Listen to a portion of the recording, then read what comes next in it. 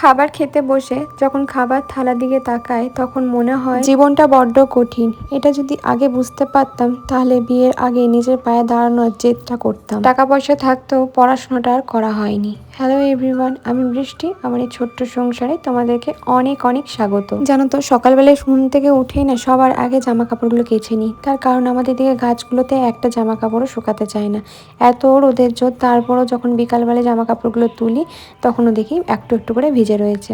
অনেকে বলবে জল ঠিকঠাক করে তোমরা নিংড়ে দাও না, তাই হয়, কিন্তু একদমই তা না। জল ভালো করে নিংড়ে নিয়ে মেলার পরও কিন্তু আমাদের জামা কাপড় শুকায় না, যেহেতু সব নিচের ডালগুলো গাছগুলো কেটে ফেলার পরও এগুলো শুকাতে চায় না।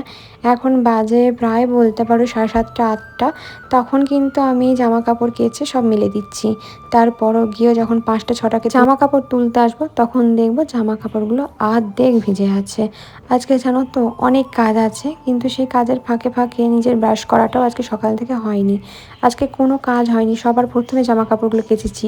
তার কারণ জানি আজকে সব মোটা মোটা জামা কাপড় আছে, না কাচলে একদম ভিজে থেকে যাবে। ছোটবেলায় জানো তো বড় হতে খুব ইচ্ছা করতো, ইস মা কত সুন্দর কাজ করে, মা কি সুন্দর করে সংসারে রান্না করে, এই করে ও করে। তখন দেখে কি আনন্দ হতো, ইস আমি বড় হব, আমি এই করব ওই করব। এখন মনে হয় ধুর বাবা, সেই ছোটবেলাটাই তো ভালো ছিলাম, মায়ের কোলে ছিলাম, কি সুন্দর, যা চাইতাম তাই পেয়ে যেতাম, কোনো কষ্ট করতে হতো না কোনো জিনিস পাওয়ার জন্য। আর আমাদের এই বেসিনটা এত বাজে, মানে কি বলবে, এইটুকু একটা বেসিন, তার মধ্যে খুব ছোট বেসিনটা। যাই হোক, সকালবেলায় আজকে ব্রেকফাস্টে আমি ব্রেড শিখে দেবো, কারণ প্রীতম বলছিল ব্রেডটা অনেক দিন হয়ে গেলে এরপরে যদি ব্রেডটা না খাওয়া হয় নষ্ট হয়ে যাবে। তো প্রীতম খাবে পিনাট বাটার দিয়ে, আমি তো ওইসব পছন্দ করি না, আমি দুটো নিজের জন্য বাটার দিয়ে শিখে নেবো। আমার একদম পিনাট বাটার দিয়ে খেতে ভালো লাগে না। আগে খুব ভালোবাসতাম, কিন্তু কেন জানি না এখন ভালো লাগে না। ওই মনে হয় একটু মুড়ি তরকারি ওইসব হলেই বেশি ভালো হয়, একটু রুটি হলে রুটিটা খাওয়া যায়, কিন্তু ওই পাউরুটি এখন এতটা খুব একটা ভালো লাগে না। তাও প্রীতমকে একটু শিখে দিলাম, যেহেতু বাসি পাউরুটি তো একটু শিখে দেওয়াই ভালো, অম্বল টম্বল যদি হয়ে যায় সেই কারণে। তো এখানে অর্ক আলাদা খাবার খাবে, আর আমি এখানে আমাদের খাবারটা একটু আলাদা করে নিচ্ছি। প্রীতম বলল আজকে একটু চা খাবো, চা বানাস, তো ওই জন্য চাটাও আমি বানিয়ে দিয়েছি। আজকে রুটির ঝামেলা করলাম না, কারণ সকাল থেকে অনেকগুলো কাঁচা ছিল ওই কারণে। আর এমনিতেও প্রীতম এই বাড়িতে আসার পর না খুব একটা সময় না আমাকে দিতে পারে না, সেই কারণে ওই সব কিছু আমাকে একাই করতে হয়। আর বাড়িতে থাকি একা, আস্তে আস্তে অল্প অল্প করে করি, ওইটা নিয়ে ভয় পাই না। এই যে বাটার দিয়ে 2 পিঠ করে শিখে নিলাম। আমার আবার এই শেকা পাউরুটিটা খুব ভালো লাগে, চিনি দিয়ে খেতেও ভালো লাগে, বা চা দিয়ে খেতেও ভালো লাগে। তো আজকে যেহেতু চা করেছি তাই নিজের জন্য 2টো করে নিয়েছি। এই যে 2টো নিজের জন্য পাউরুটি শিখে নেবো, আর অর্কর জন্য আমি একটুখানি কিছু একটা বানিয়ে দেবো মোটা খাবার, কারণ ওর এইসব খেলে হবে না, কারণ এই পাউরুটিটা বেশ বাসি আছে, তাই আমরা দুজন মিলেই খেয়ে নিলাম। তো এই যে হয়ে গেল আমার 2টো পাউরুটি শেখা। আর ওইদিকে একটু চা বানাচ্ছি একটু বেশি করে আদা দিয়ে। আমাকে অনেকেই বলেছে তুমি কি আদা খাও না, আদা দিয়ে চা। আমার আদা দিয়ে চাটাই বেশি ভালো লাগে, মানে সেটা লাল চাই হোক আর সেটা দুধ চাই হোক, ভালোই লাগে, খারাপ লাগে না। তো এখানে নিজের জন্য একটু চা করলাম, চা পাতাটা শেষ হয়ে গেছিলো, সেই কারণে আবার প্রীতম আবার নিয়ে আসলো। আর এবারে নতুন প্যাকেট নিয়ে এসছে দুধের, সেই দুধের প্যাকেটটাই কিন্তু নেওয়া হলো, মানে এটা অন্য প্যাকেট নিয়ে এসছে। তো সেই দুধটা দেখি খেয়ে কেমন লাগে। তো এই যে চাটা হয়ে গেছে। তোমরা আমাকে বলেছো যে নতুন কাপগুলো কেন বের করিনি। নতুন কাপগুলো বের করিনি, তার কারণ হচ্ছে নতুন কাপগুলো যারা আসবে অতিথি তাদের জন্য রেখেছি, আর এই কাপ দুটোতে আমাদের হয়ে যায়। অর্ক জেদ করলো যে মা আমি চিড়ে খাবো না, তুমি আজকে একটু ম্যাগি বানিয়ে দাও। তো আমি দেখলাম যে ঠিক আছে ম্যাগি খাক। এখন আবার লঙ্কা দিয়ে ম্যাগি খেতে শিখেছে জানো ছেলে, মানে ভাবি মাঝে মাঝে যে এই তো কবে ছোট ছিল, এটা আবার বড় হয়ে যাচ্ছে, ঝাল খাচ্ছে, আবার কাঁচা লঙ্কা দিয়ে ম্যাগি খেতে শিখেছে। তো ম্যাগিটা বানিয়ে দিলাম। এই যে আমার টিফিন রেডি হয়ে গেছে, এইটা খেয়ে যে কাজে লাগবো ব্যাস হয়ে গেল। আমি ফোনটা একটু সাইড করে রেখেছি, তো দেখছি অর্ক ফোনটাকে নিয়ে ভিডিও করেছে। তো আমাকে আবার বলছে মা আমি যে ভিডিওটা করেছি তুমি আবার সেই ভিডিওটা দিয়েছো তো। তো আমি এখানে বুঝতে পারিনি যে ও ভিডিও করছে। এটা আমাকে আজকে সকাল সকাল উঠেই বলতে পারো সব কিছু করে দিয়েছি, খুব একটা বেশি কিছু ও নিয়ে যাবে না। আজকে চিকেনটা আছে, ওই চিকেনটাই নিয়ে যাবে, কালকের একটু চিকেনটা বললো আমাকে দিয়ে দে, কারণ আমি তো চিকেন খাই না সেই কারণে। আর এই যে দেখো প্রচুর ঝাড় খেয়েছি। বলছে এই যে গ্লাভসগুলো অর্ডার দিয়েছি এগুলো কবে পরবি। তো এখানে বাসনগুলো মাজতে চলে এসেছি। আমি কিন্তু এখানেই বাসন মাজি যখন অনেকগুলো বাসন হয়ে যায়, কারণ রান্নাঘরের বেসিনে না বাসন মেজে আমি জুত পাই না, ওই জল পাস হয় না, একটু প্রবলেম তো আছেই ঘরটার মধ্যে, তাই ভাড়াটাও কম। বুঝতেই পারছো, সেই কারণে। তা বলে এমন কিছু কম না ঘরটার ভাড়া, বেশ ভালোই ভাড়া নেয়, কিন্তু কিছু প্রবলেম, অনেক প্রবলেম আছে ঘরটার মধ্যে, তবু অ্যাডজাস্ট করে চালাতে হচ্ছে, এখন কিছু করার নেই। আর এই যে বাসনগুলো মেজে নিচ্ছি, আমার যেহেতু ওভারফ্লো হয়ে জল অনেকটা পড়ে যায়, তো সেই কারণে এখানে আমি অনেকটা জল ধরে রাখি, সেইটা দিয়ে বাসনগুলো মেজে নিচ্ছি। আমার এসব হাতে গ্লাভস ফ্লাভস পরে আমার কাজ হবে না, এই যে দেখো ধুয়ে রেখে দিলাম, ও আমার দ্বারা হবে না। ওর কথা হচ্ছে যে মানে জানো তো আমার ইনফেকশনের একটু প্রবলেম আছে, আর তোমরা তো জানো আমার মেডিসিন চলছে, আবার নতুন করে চেন্নাইয়ের মেডিসিনগুলো আবার শুরু হয়েছে। ওটা নিয়েই প্রীতম বলছে যদি কোনো জায়গায় কেটে ফেটে যায়, ওই জায়গা থেকে ইনফেকশন শুরু হয়ে যায়, তাহলে কিন্তু রিয়্যাক্ট করে যাবে ওষুধগুলো অন্যভাবে। তো ওই জন্যই ও বলছিলো যে কোনোভাবে, তো আমি দেখলাম যে না, এইভাবে হাতে গ্লাভস পরে আমি কোনো কাজ করতে পারবো না, তাতে কাটলে কাটুক, যা হবে হোক গা। তো তারপরে সব বাসনগুলো আস্তে আস্তে এখানে ধুয়ে নিচ্ছি, যেহেতু জলটা ভরে রাখা থাকে আমার, তাই আমার খুব একটা অসুবিধা হয় না। এই যে গামলাটা, আমাকে সবাই বলেছে সাদা গামলা তোমার এতদিন ধরে কী করে যে সাদা আছে। এই সাদা গামলা সাদা থাকার কারণ হচ্ছে যতবার ব্যবহার করি এভাবে মেজে মেজে নিই, ওই কারণেই সাদা গামলা এখনও পর্যন্ত আমার সাদা আছে। আমি দুদিন আগে একটা ভিডিওতে বলেছিলাম না তোমাদেরকে যে জানো তো আমার এই ইউটিউবে ভিডিও করে ইনকাম করতে একদম ইচ্ছা করে না, কিন্তু কি করব বলো, করতে হচ্ছে। তো সেখানে একজন দিদিভাই আমাকে কমেন্ট করেছে, দিদি হোক বা বোন হোক, যে হোক, একজন কমেন্ট করেছে, আমাকে বলছে যে পড়াশোনা করতে হতো ঠিক টাইমে, যদি পড়াশোনা করতে তাহলে দেখতে আমার মতো একটা ভালো বর পেতে, ঠিক আছে, ভালো রোজগার করতো, সেই রোজগারের টাকায় বসে বসে খেতে পারতে, কিন্তু সেটা তো তুমি করোনি। প্রথম কথা, আমি পড়াশোনা করে যদি সেই আমার বরের টাকায় বসে বসে খেতে হয়, তাহলে আমি পড়াশোনা করতে যাব কেন, তাই না? আর আমি পড়াশোনা করিনি, মানছি আমি পড়াশোনা করিনি, আমার তো একটা প্রবলেম ছিল, সেই কারণে আমার বাবা মা পড়াশোনা করাতে পারেনি। যাই হোক, তো সেটা নিয়ে আমার কোনো আক্ষেপ নেই, মানে আক্ষেপটা থাকলেও আমার আর কিছু বলার নেই সেই জায়গা থেকে দাঁড়িয়ে। তো যাই হোক, পড়াশোনা করতে পারিনি সেটা বড় কথা নয়, কিন্তু আর যাই হোক, আমার স্বামীর ঘাড়ে বসে বসে আমাকে খেতে হয় না। আমি পড়াশোনা করিনি, পড়াশোনা না করেও কিন্তু দেখো আমি যেইটুকু পারি আমার সংসারে কাজ দিয়ে কিন্তু আমি আমার স্বামীর পাশে দাঁড়ানোর চেষ্টা করি, আমার ছেলেকে মানুষ করার চেষ্টা করছি, মানে আমার স্বামী স্ত্রী দুজন মিলে পরিশ্রম করে। অন্তত পড়াশোনা করে যদি সেই আমার স্বামীর ঘাড়ে বসে, বাবার ঘাড়ে বসে খেতেই হয়, তাহলে অমন পড়াশোনা করে কোনো লাভ নেই, আমার তো মনে হয় তাই। তো যাই হোক, বাসনগুলো ধুয়ে নিয়ে চলে এসেছি, আর বাসনগুলো ধুয়ে নিয়ে এসে আমি এভাবে রেখে দিই। আমার রান্নাঘরটা দেখে প্রত্যেকবার তোমরা বলো বৃষ্টি রান্নাঘরটা একটু ঠিক করো, একটু ঠিক করো। বিশ্বাস করো, আমি তোমাদেরকে কালকেও বলেছি এই ব্যাপারটা নিয়ে, যে আমি আর টাকা খরচা করতে পারছি না। হ্যাঁ, আমার জিনিসগুলো কেনা আছে, সেই জিনিসগুলো দিয়ে সাজাতে হবে, কিন্তু আমাদের সময় হয়ে উঠছে না। আর দেখো, দুদিন আগে এমন ঝড় হয়েছে, সেই ঝড়ে এই অবস্থা হয়েছে। আমার তো কোমরে ব্যথা হয়, তো খুব একটা যে ঝাঁট দিতে পারি এই কোণগুলোতে তা না, কিন্তু আজকে আমি বলেইছিলাম যে আজকে আমি এই কোণগুলো পরিষ্কার করব। প্রচুর পাতা জড়ো হয় জানো, এই গাছগুলোর জ্বালায় আমি মরে যাচ্ছি। এই দেখো কত পাতা জড়ো হয়েছে, দেখতে পাচ্ছ, এই দিক থেকে ওই দিক থেকে, মানে প্রচুর পাতা জড়ো হয়েছে, নোংরা, মানে প্রতিদিন এবেলা ওবেলা করে জড়ো হয়, এই যে জড়ো হয়েছে।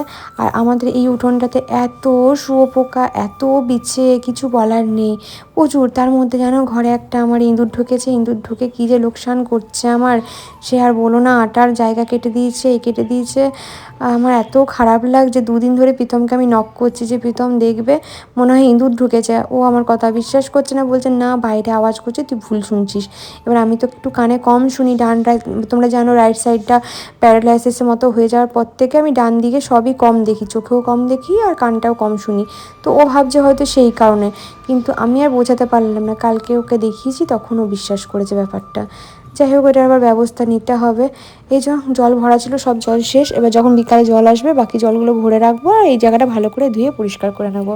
বলছি না, আজকে দেখো বিছানাটাকেও আমার গুছিয়ে দিয়ে যায়নি, কি বলবো, এক দুদিন যেন তো খুব মাথা খারাপ হয়ে যায় এই কাজের চাপে, আমি পাগল হয়ে যাই।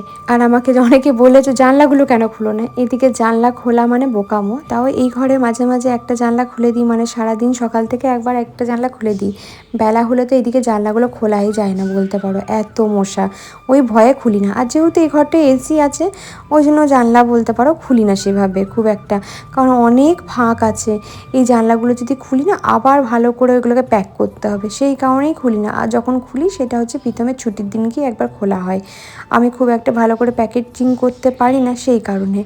তো এখানে বিছানাটা গুছিয়ে নিচ্ছি। আমি যতবার বিছানা গোছাবো ততবার আবার দুপুরবেলায় শোবে অর্ক, তখন আবার নোংরা করে দেবে। এত বদমাইশ হয়েছে, আমি আর পেরে উঠতে পারি না জানো, ওর সাথে এতটা প্রবলেম হয়। তো যাই হোক, আমার সবই মোটামুটি কাজ হয়ে গেছে। এবার ঘর ঝাড় দেওয়া মুছে নেওয়াটা হয়ে গেলেই আমার সব কমপ্লিট হয়ে যাবে আজকের মতো কাজ। তারপরে দেখি রান্না বান্না একটা কিছু করে নেবো। আজকে আমি কিছু রান্না বান্না ওই যে সকালবেলায় করেছি, বলতে পারো ভাত করেছি, একটু পোস্ত বেটে দিয়েছি, একটু চিকেন ছিল, ওরা খেয়ে চলে গেছে। হ্যাঁ, এবার আমার তো খাওয়ার একটা অসুবিধা আছে, আমি তো চিকেন খাই না, আমার গন্ধ লাগে, প্রচণ্ড পরিমাণে গন্ধ লাগে, সেই কারণে আমি চিকেন খেতে পারি না। তো এই যে সারাদিন কাজ করি, তোমরা আমাকে সবাই বলো যে চোখে মুখে তোমাকে প্রচণ্ড ক্লান্তি লাগে, কিন্তু ক্লান্তি লাগলেও কিছু করার নেই জানো তো। আমি যে একটা কাজের মেয়ে রাখবো না, সেই সাহসটা আমি পাচ্ছি না। আমি তোমাদেরকে আমি বলে বোঝাতে পারবো না আমার সমস্যাগুলো, এটাই হচ্ছে মানে প্রবলেম আমার, আর কিছু না। রাখলে আমাকে অনেকেই বলছে যে টাকাটা দেখছো তুমি ফালতু, কিন্তু তোমাদেরকে একটা জিনিস বুঝতে হবে, আমরা দুজন মিলেই কিন্তু সবটা মানে A to Z, ছেলের খরচা থেকে সব কিছু চলছে জানো তো। কোথার থেকে যে তোমাদেরকে বোঝাবো সেটা আমি বোঝাতে পারছি না। এই যে ওকে দিলাম গ্লুকন্ডি, ও অরেঞ্জটা খায়, ও অরেঞ্জটা খেলো, আমি বাবা প্লেনটা খাই। আমার একদম ভাল লাগে না। আমাকে কিছু কিছু মানুষ বলে একটু মুখে হাসি থাকে না কেন, বাসন মাজতে ঘর মাজতে কে হাসি হেসে করে বলো তো এইসব জিনিস। তোমরা বাসন মাজার সময়, কাপড় কাচার সময় বা বাড়ির অন্যান্য কাজগুলো করার সময় সারাদিনে সবসময় হাসো? সবসময় হাসি মানে আসে মুখের মধ্যে? সত্যি কথা বলো তো। আমি তো একটা আলাদা রকম মন নিয়ে কাজগুলো করি, তো সেই সময় কি করতে হাসবো বলো পাগলদের মতো? সারাদিন এই কাজ করব আর তোমার একটু একটু করে গ্লুকন ডি খাবো, আবার কাজ করব, কিছুক্ষণ পর আবার একটু নুন চিনির জল খাবো। প্রেশারটা লো, তো সেই কারণে এই কাজগুলো করতে হয়, মানে গ্লুকন ডি তাহলে খেতে হয়। কারণ ঘর ঝাড় দেবো, ঘর মুছবো, ঠাকুর পুজো আছে। আজকে ভাতে ভাতে করেছি, অল্প অল্পর জন্য চিকেনটা রাখা আছে কালকে, ওই চিকেনটা অর্ককে দিয়ে দেবো। আমি তো চিকেন খাই না, আমি আলু সেদ্ধ ভাত একটু দুধ খেয়ে নেবো, অসুবিধা নেই। তখন ঝাড় দিয়ে ভাতটা পুরো পরিষ্কার করবো, তার আগে বিছানাটা লাগাতে হবে। তাদেরকে দেখাচ্ছি অল্প কী করেছি, সকালবেলা একবার বাগিয়েছি তারপরে। এই বিছানাটা আমার যে কতবার গোছাতে হয় আমি আর বলে বোঝাতে পারবো না। অনেকে বলো এই বেডিংটার লিঙ্ক দিও, এই বেডিংটার লিঙ্ক আমার দেয়া থাকে, তোমরা নিতে পারো, খুব ভালো। আমি বলবো দোকান থেকে যেটা আমি কিনে করেছি তার থেকেও ভালো। এটা এত কোমরের জন্য ভালো না, আমার ঘরের বিছানাটাই শুলে ভীষণ কোমরে ব্যথা করে, কিন্তু এটা আমার প্রমোশনের বলতে পারো, এত ভালো কিছু বলার নেই। সত্যি একটু কোমর ব্যথা করে না, মানে আমার তো স্পাইনালের প্রবলেম আছে, সব মেয়েদেরই একটা টাইমের পর স্পাইনালের প্রবলেমটা থাকে তোমরা জানো। তো এই যে চিরুনি দিয়ে ভালো করে বিছানাটা গুছিয়ে নিয়েছি। আমার দুটো প্রমোশনের জিনিস এসেছিলো, ওগুলো বললাম রাখতে ওইদিকে। আর এই যে ঝাড় দিলাম, ঘরটাকে পুরো ঝাড় দিয়ে এরপর মুছে নেবো, দেন স্নান করব। তো সবই হয়ে গেল কাজ টাজ করা। আর রান্না কিছু করব না, দেখি নিজের জন্য যে কী করবো খুঁজেও পায় না। ওই ভাবছি গ্রেভিটা আছে, গ্রেভি দিয়ে আর মা একটু আমের আচার করে পাঠিয়েছিল, সেই আচার দিয়ে খেয়ে নেবো পুরোটা। যেদিন থেকে বাবার বাড়ি ছেড়েছি, বলতে পারো বিয়ে হয়ে এসছি, সেদিন থেকে ওই পাতের মধ্যে মানে খাবার পাতের মধ্যে নিজেদের পছন্দের খাবারটাও ভুলে গেছি। সত্যি বলতে কী দিয়ে ভালো লাগবে খেতে এগুলো সত্যি ভুলে গেছি। সবার কী দিয়ে ভালো লাগে খেতে সেটা আগে মাথার মধ্যে চিন্তা করি, তারপরে যদি মনে হয় যে না হ্যাঁ এটা আমি খেতে ভালোবাসি, কোনো দিন হয় কোনো দিন হয় না, মানে হয়ই না বলতে পারো। আমি যে কী খেতে ভালোবাসি আমি নিজেও জানি না। অনেক দিন পর আমার ইচ্ছা করলো যে আমি একটু শাড়ি পরি। আসলে চুলটা তখন তো তোমরা দেখেছিলে কেমন হয়েছিল, সেই কারণে আমি জানো তো শাড়ি পরতে পারিনি। আর আমি কিন্তু শাড়ি পরতে বেশ ভালোবাসি, কিন্তু ওই যে খুব সুন্দর করে যে পরিপাটি করে শাড়ি পরি সেটা পারি না। অনেকেই বলে তোমার ডান দিকটা বাঁ দিক লাগে কেন, আসলে ক্যামেরার ভিডিওগুলো কিন্তু ফ্লিপ করা থাকে। আমি কিন্তু আবারও বলি, আমি অনেক দিন পর শাড়ি পরলাম। তুই তো আমাকে সবসময় বলে যে একটু শাড়ি পরতে পারিস তো, কিন্তু ওই যে কী করবো বলো, নিজের কনফিডেন্সটাই পাই না।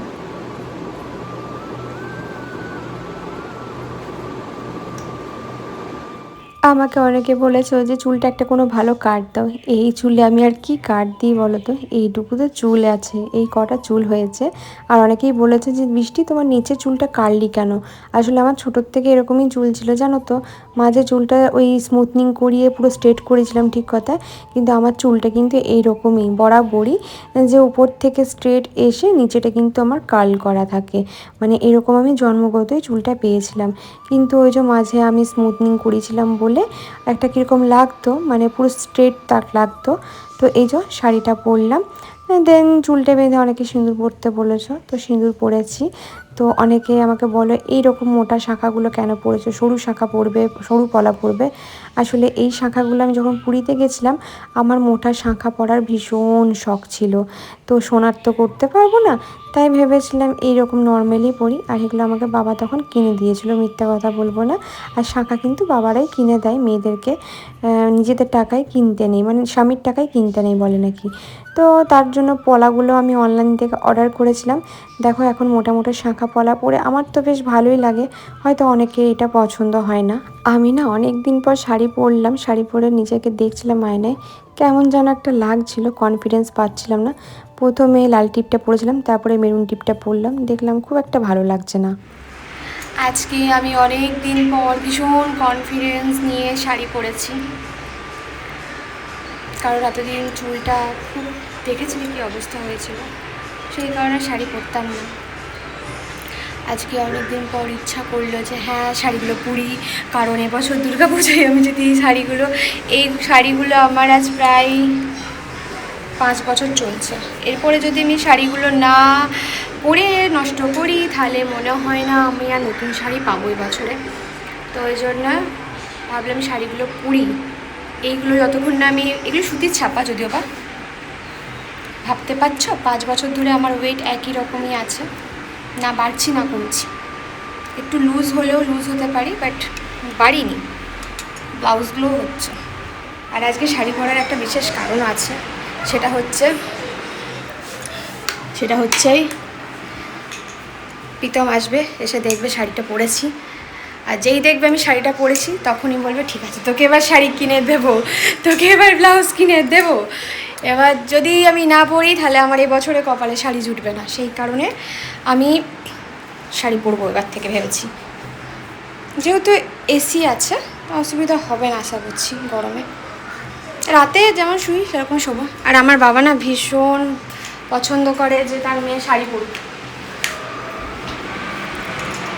তো এই কারণেও পরবো। বাবা দেখবে ভিডিওটা, দেখে বলবে বা তোকে শাড়ি পরে কি সুন্দর লাগছিল। আরেকজন বলছে আমার শাড়ি পরে প্রীতমকে ভিডিও করে দেখানো হয়ে গেছে, প্রীতম বলছে ভালো লাগছে। অনেক দিন পর শাড়ি পরে আসলে আমাকে দেখলো, আর অনেক দিন পর বাবারাও দেখবে। আমার বাবা খুব ভালোবাসে আমি যদি শাড়ি পরি, তো দেখবে ভালো লাগবে। তো এবার খেতে বসেছি, অর্ককে খাইয়ে ঘুম পাড়িয়ে দিয়েছি। আর ওই যে বললাম একটু চিকেনের গ্রেভি নিয়েছি, আর মায়ের আমের আচারটা ছিল সেটা দিয়ে আমি ভাত খেয়ে নিয়েছি। আমার খিদে পেটে না তখন আর মনে হয় না কি আছে আর না আছে, তখন খিদে পেটে যা পাই আমি খেয়ে নিই। আর খেতে বসতে বসতে আমার প্রায় 2-2:30 হয়ে যায় এখন, কারণ সব কিছু কাজ গুছিয়ে টুছিয়ে সংসারে মানে সব কিছু করে টোরে যখন খেতে বসি তখন সত্যি আর দেখি না পাতের মধ্যে কী আছে। আঙুলটা কেটে গেছিলো, খাওয়ার সময় ভীষণ জ্বালা করছিল। তো আমি না আজকে রাতে ভেবেছি কিছু একটা করে রাখবো, কালকে প্রীতমের ছুটি আছে, তো কালকের দিনটা তাহলে এতটা ব্যস্ত থাকবো না। কিন্তু তারপর দেখা যাক কারেন্ট থাকে না থাকে না। তো আজকে জানো তো ভিডিওটা ভেবেছিলাম আর একটু বড় করব, রাতের পর্যন্ত টানবো, কিন্তু ওই যে বললাম না কারেন্ট থাকবে না থাকবে, ঠিক গেছে কারেন্টটা চলে। আমাদের তো ইনভার্টার নেই, তাই বেশ অসুবিধায় পড়ে আমি আর ভিডিওটা কন্টিনিউ করতে পারিনি। এই অবধি ভিডিওটা করা ছিল। আমের আচারটা মা ভীষণ সুন্দর বানিয়েছিল, আর আমার আচার খেতে খুব ভালো লাগে, আম তো আরও বেশি ভালোবাসি। আর তোমরাও আমাকে জানিও আমাকে শাড়ি পরে এতদিন পর কেমন লাগছে। তো আজকের ভিডিওটা এইটুকুখানি, সবাই ভালো থেকো, সুস্থ থেকো, আর সকলকে ভালো রেখো। আজকে আসি, কাল দেখা হবে, টাটা।